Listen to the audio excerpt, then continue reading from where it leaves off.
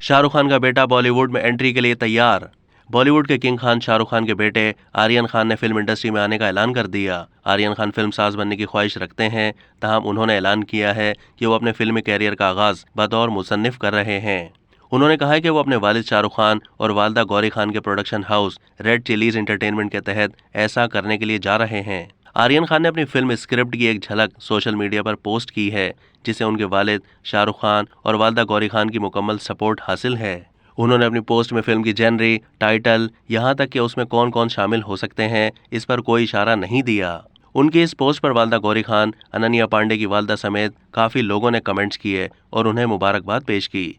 वाज़ेह रहे कि इससे पहले आर्यन के बॉलीवुड डेब्यू पर काफी कयास आराइयां जारी थी, जबकि दूसरी जानिब शाहरुख खान की बेटी सुहाना खान अदाकारी की जानिब महवे सफर हैं। अब तक के लिए इतना ही। मजीद मालूमात के लिए डेली जंग के यूट्यूब चैनल को सब्सक्राइब कीजिए।